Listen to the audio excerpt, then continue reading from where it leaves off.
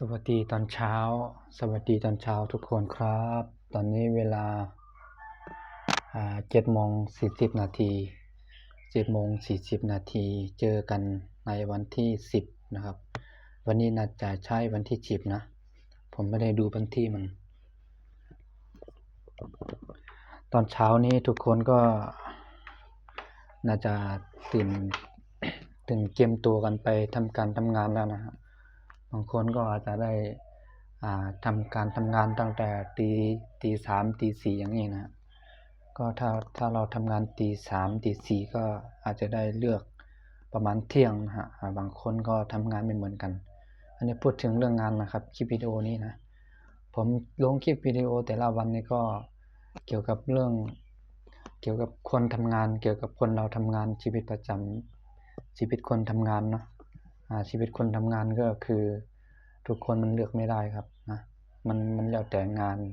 ถ้าเราเลือกงานถ้าเราเลิกงานไม่อยากจะทำงานหนักแล้วก็อยากได้เงินเยอะมันก็ไม่ค่อยมีอะไรหรอกนะมันก็ไม่ค่อยมีที่ไหนบ้างหรอกครับนะอยากจะให้ทุกคนรู้จักในการทำงาน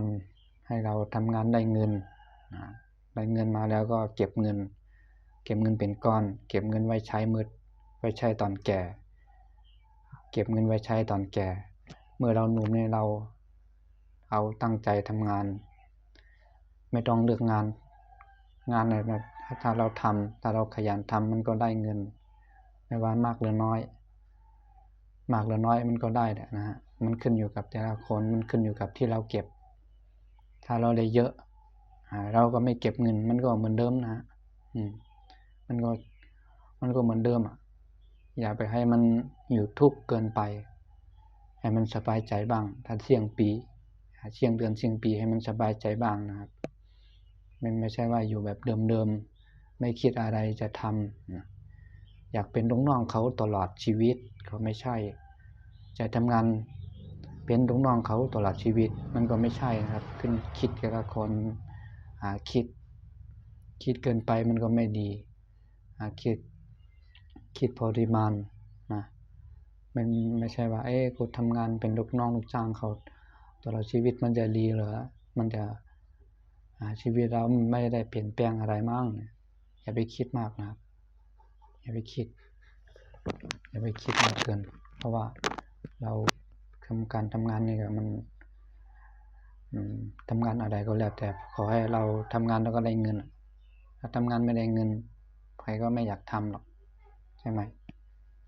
ทำงานไม่ได้เงินไม่อยากจะทำไม่ว่าทำงานสบายใจทำงานทุกข์แค่ไหนทำงานเหนื่อยแค่ไหนเราไม่ได้เงินไปทำไมเหนื่อย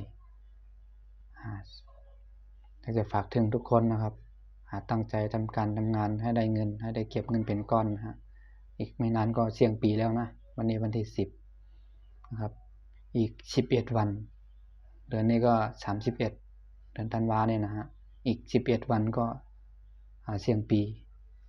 นี่ครับ